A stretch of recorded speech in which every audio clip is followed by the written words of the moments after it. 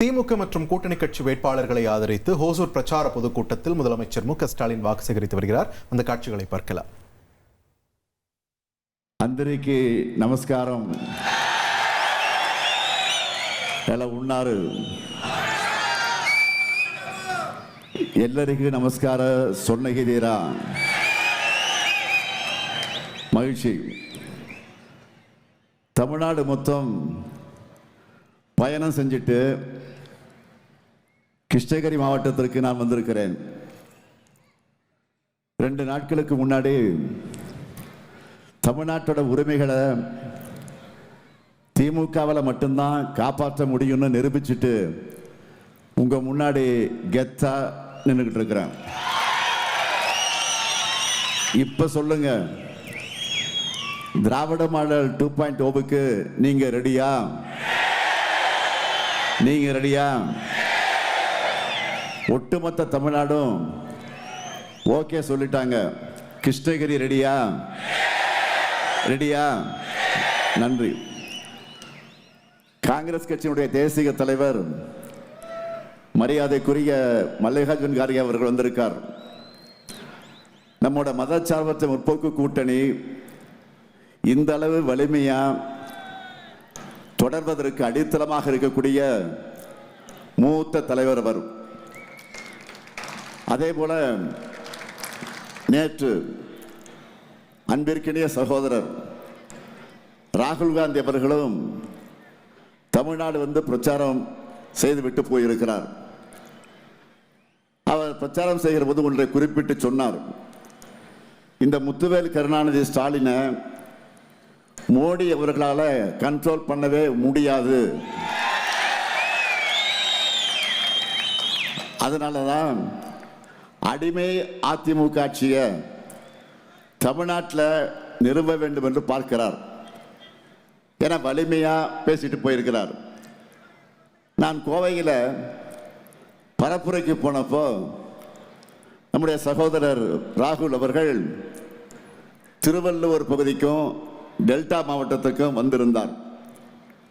நான் நாளைக்கு சென்னையில் பிரச்சாரம் பண்ணும்போது அவர் தென்கோடியில குமரியில பிரச்சாரத்தில் இருப்பார்.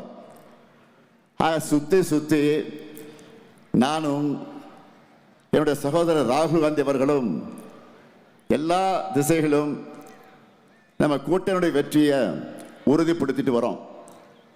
அதுக்கு மேல வலிமை சேர்க்க வந்திருக்கிற மரியாதைக்குரிய கார்கே அவர்களுக்கு உங்கள் அனைவரின் சார்பில் முதலில் என்னுடைய நன்றியை நான் தெரிவிச்சுக்க விரும்புகிறேன்.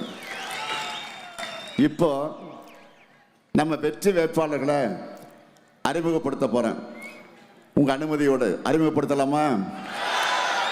முதல்ல பர்கூர் சட்டமன்ற தொகுதி நமது வேட்பாளர் மதியழகன் அவர்கள். ஊர்காவல் படையில் மண்டல கமாண்டராக இருந்தவர். மாநில விவசாய அணியினுடைய துணைத் தலைவராக இருந்து மாவட்ட கழக செயலாளராக உயர்ந்தவர். மீண்டும் அவருக்கு உதயசூரன் சின்னத்தில் ஆதரவு தரணும். அடுத்து ஓசூர் சட்டமன்ற தொகுதியினுடைய வேட்பாளர் எஸ்.ஏ. சத்யா அவர்கள். ஓசூர் நகராட்சி கவுன்சிலராக இருந்தவர். ஓசூர் நகராட்சி தலைவராக வளர்ந்தவர். ஓசூர் மாநகர மேயராக உயர்ந்தவர். சட்டமன்ற உறுப்பினராகவும் மக்கள் பணியாற்றின இவருக்கு உதயசூரியன் சின்னத்தில் நீங்கள் ஆதரவு தரணும். அடுத்து கிருஷ்ணகிரி சட்டமன்ற தொகுதி நம்முடைய வெல்லும் வேட்பாளர் காங்கிரஸ் கட்சியை சார்ந்த மதிப்பிற்குரிய டாக்டர் செல்லகுமார் அவர்கள். 2 முறை சட்டமன்ற உறுப்பினராக இருந்த அனுபவம் கொண்டவர். 2019 கிருஷ்ணகிரி நாடாளுமன்ற தொகுதியில் போட்டியிட்டு வென்றவர். அகில இந்திய காங்கிரஸ் கமிட்டி செயலாளர்களில் ஒருவரான அவருக்கு நீங்க கை சின்னத்தில் ஆதரவு தந்து வெற்றி பெற வைக்கணும். அடுத்து தளி சட்டமன்ற தொகுதியுடைய வேட்பாளர் இந்திய கம்யூனிஸ்ட் கட்சியை சார்ந்த டி. ராமச்சந்திரன் அவர்கள். கடந்த முறையும் சட்டமன்ற உறுப்பினராக வெற்றி பெற்று சட்டமன்றத்தில் மக்களுக்காக குரல் கொடுத்தவர். இந்திய கம்யூனிஸ்ட் கட்சியினுடைய கிருஷ்ணகிரி மாவட்ட செயலாளர். அவருக்கு கதிர் அருவாள் சின்னத்தில் ஆதரித்து அவர் வெற்றி பெற வைக்கணும். அடுத்து ஊத்தங்கரை சட்டமன்ற தொகுதி நம்முடைய வேட்பாளர் ஆர் குப்புசாமி அவர்கள், ஐஎன்டியூசி தேசிய செயலாளர், டிவிஎஸ் மோட்டார் தொழிற்சங்கத்தினுடைய தலைவர் ஆகிய பொறுப்பில் இருக்கக்கூடிய குப்புசாமி அவர்களுக்கு கை சின்னத்தில் ஆதரவு தந்தவர் வெற்றி பெற வைக்கணும். அடுத்து வேப்பனஹள்ளி சட்டமன்ற தொகுதி வெல்லும் வேட்பாளர் PS சீனிவாசன் அவர்கள் மாணவ பருவத்திலிருந்து கழகத்தோட செயல் வீரராக பணியாற்றியவர். நான் வளர்த்த இளைஞரனுடைய மாநில துணை செயலாளர் தம்பி சீனிவாசனுக்கு உதயசூரிய சின்னத்தில் ஆதரவு தரணும்.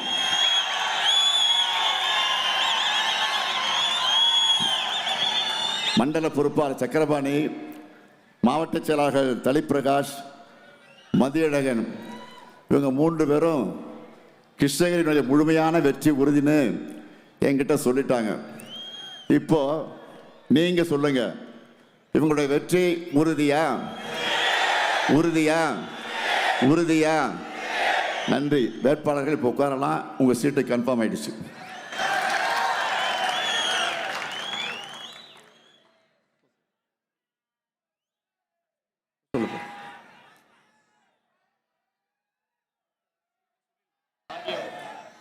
மதிப்பிற்குரிய காங்கிரஸ் கட்சி தலைவர் கார்கே அவர்கள் அவசரமாக புறப்பட வேண்டியிருக்கிற காரணத்தால் அவர் அனுமதி கேட்டு செய்தி அனுப்பியிருக்கிறார். அவர் தயவு செய்து போவதற்கு நாம் எல்லாம் அனுமதிக்க வேண்டும் என்று கேட்டு அவருக்கு மகிழ்ச்சியோடு நான் வழி அனுப்பி வைப்போம் என்று கேட்டுக்கொள்கிறேன்.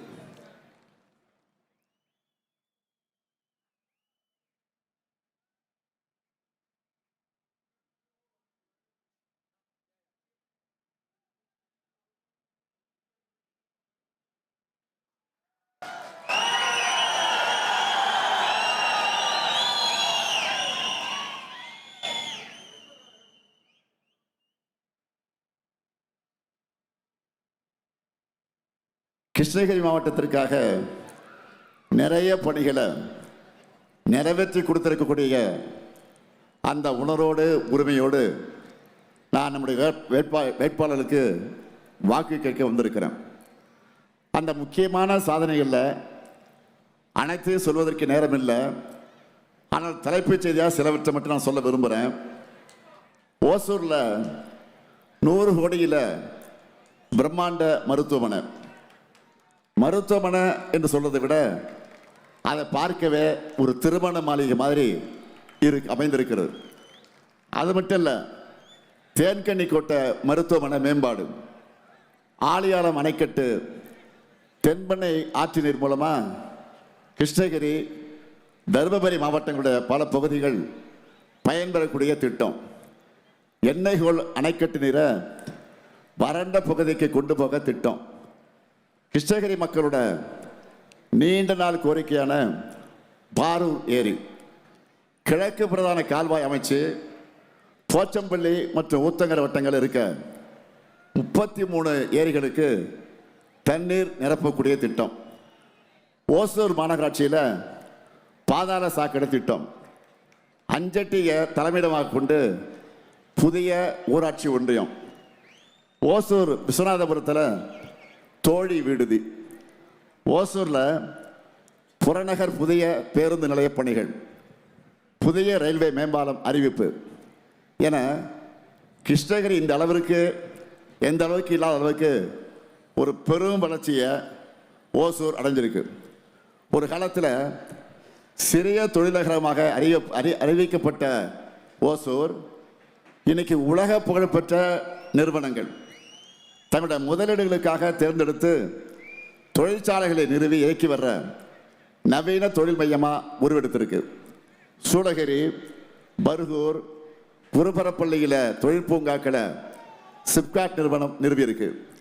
இன்னும் குறிப்பாக சொல்லணும்னா ஓசூர் சிப்காட்டில் ஐநாக்ஸ் திரவ ஆக்சிஜன் உற்பத்தியாளர். டாடா எலக்ட்ரானிக்ஸ் நிறுவ உற்பத்தி தொழிற்சாலை விரிவாக்கம். ஓசூரில் எல்காட் அசன்ட் நிறுவன உற்பத்தி திட்டம். 7000 நபர்களுக்கு வேலை வாய்ப்பு அளிக்கக்கூடிய வகையில் சூளகிரி சிப்காட்டில் வான்வெளி மற்றும் பாதுகாப்பு உற்பத்தி, விமான இயந்திரங்கள், கியர்பாஸ் பாகங்கள் இதெல்லாம் உற்பத்தி செய்வதற்கு ஒப்பந்தம் மேற்கொள்ளப்பட்டிருக்கு. இதுக்காக தான் ஓசூரில் பன்னாட்டு விமானம் அமைக்கணும்னு நாம் கோரிக்கை வைக்கிறோம். ஆனால் ஒன்றிய பாஜக அரசு இதுக்கு மறுப்பு தெரிவிக்கிறாங்க. ஓசூர் வளர்ச்சிக்கு இதை விட துரோகம் இருக்க முடியுமா? தமிழ்நாட்டில் இருக்கிற தொழிற்சாலைகளோட எண்ணிக்கை சமீபத்தில் 40,000 தாண்டி இருக்கு. இந்தியாவோட வளர்ச்சியிலேயே தமிழ்நாடு முக்கிய பங்கு வகிக்குது. இப்படிப்பட்ட தமிழ்நாட்டு வளர்ச்சியை பொறாமை எண்ணத்தோட பாஜக தடுக்க பார்க்குது. இதை கூட தட்டி கேட்க முடியாமல் பழனிசாமி இருக்கிறார். வாக்கு கேட்டு அவங்க வந்தா நீங்கள் முகத்துக்கு நேராக அவங்க முகத்துக்கு நேராக இந்த கேள்வியில் கேளுங்க. முதலமைச்சர் சொல்றது உண்மையா இல்லையான்னு கேளுங்க. தமிழ்நாட்டு உரிமைகளுக்காக பாஜக கிட்ட குரல் கொடுக்க வக்கீலாத பழனிசாமி என்னை பார்த்து கேட்டு இருக்கிறார். நான் காரில் போகும்போது கிரிக்கெட் பார்த்தது தப்பான். பழனிசாமி அவர்கள காரில் போகும்போது கர்ச்சி வச்சுக்கிட்டு முகத்தை மூடிக்கிட்டு போனீங்களே அதுதான் கேவலம். இன்னொன்று சொல்லியிருக்கிறார், ஒரு முதலமைச்சர் கிரிக்கெட் பார்க்கலாமா அப்படின்னு கேட்டிருக்கிறார். முதலமைச்சர் கிரிக்கெட் பார்க்கறது தப்பு இல்லை. முதலமைச்சராக இருந்துட்டு தூத்துக்குடியில் 13 அப்பாவைகளை சுட்டு கொண்ட டிவியில் பார்த்து தான் தெரிஞ்சுக்கிட்டேன்னு வெக்கம் இல்லாமல் சிரிச்சுக்கிட்டே சொன்னீங்களே அதுதான் மாபெரும் தப்பு, மிகப்பெரிய கேவலம். பழனிசாமியை அவருடைய ஓனர் மோடியை பார்த்து தான் கேள்வி கேட்கணும். நேற்று இரவு 8 மணிக்கு பிரதமர் அவர்கள் தொலைக்காட்சியில் பேசியிருக்கிறார். அதை பிரதமர் மோடியின் உரை என்று சொல்வதை விட பாஜக தலைவர் மோடி அவர்கள் அரசியல் உரை என்று தான் சொல்லணும். தேர்தல் நடத்தை விதிமுறை அமலில் இருக்கும்போது தேசிய கொடியின் பின்னணியில் வார்த்தைக்கு வார்த்தை எதிர்க்கட்சிகளை திட்டி அவர் பேசியிருக்கிறார். தேர்தல் பரப்புரை கூட்டத்தில் பேச வேண்டியதெல்லாம் அரசு சார்பான உரைகளை பேசியிருக்கிறார். இது ஒரு அப்பட்டமான விதிமீறல். டீலிமிட்டேஷன் விவகாரத்தில், சட்ட விவகாரத்தில் நாடாளுமன்றத்தில் முதல் முறையாக தோல்வி அடைஞ்ச பதட்டத்தில் அவர் இப்படியெல்லாம் பேசிக்கிட்டு இருக்கிறார். தேர்தலுக்கு நடுவில் இந்த கருப்பு சட்டத்தை கொண்டு வந்தால் நாம் அசால்ட்டாக விட்டுருவோம்னு நினைச்சார். ஆனால் அப்படியே உல்டாவாக நடந்துருச்சு. தென் மாநில மக்கள் கொதித்து போயிருந்தாங்க. அவர் கூட்டணிக்கு படுதோல்வி உறுதியாகியிருக்கு. அதனால் டேமேஜ் கண்ட்ரோல் செய்ய இப்போ என்ன முயற்சி பண்ணுறார்? மகளிர் இடஒதுக்கீட்ட எதிர்க்கட்சிகள் தடுக்கிறாங்கன்னு சொல்லி அப்படிப்பட்ட அபாண்டத்தை அவர் செய்து கொண்டிருக்கிறார். இதுவும் வேலைக்கு ஆகலை. தேர்தல் நேரத்தில் அவர் நம்ம மேலே ஏவ நினைச்ச அஸ்திரம் இப்போ பூமாரம் வாங்கி அவருக்கே வினையாயிடுச்சு, முதலுக்கே மோசமாயிடுச்சு. மோடி அவர்களே, it's a too late. April 17ஆம் தேதியோட என்டிஏ கூட்டணியோட சாப்டர் க்ளோஸ் ஆக போகுது. பாஜக கூட்டணிக்கு மெஜாரிட்டி இருக்கிற நாடாளுமன்றத்திலேயே என்டிஏ கூட்டணியை நிலைகுலியும் வச்சிருக்கிறோம். அப்போ பாஜகவுக்கு அட்ரஸே இல்லாத தமிழ்நாட்டில் என்ன நிலைமை ஆகன்னு மட்டும் கொஞ்சம் எண்ணி பாருங்க. தமிழ்நாடு முழுக்க மக்களை பார்த்து சந்திச்சுட்டு தான் நான் தெளிவாக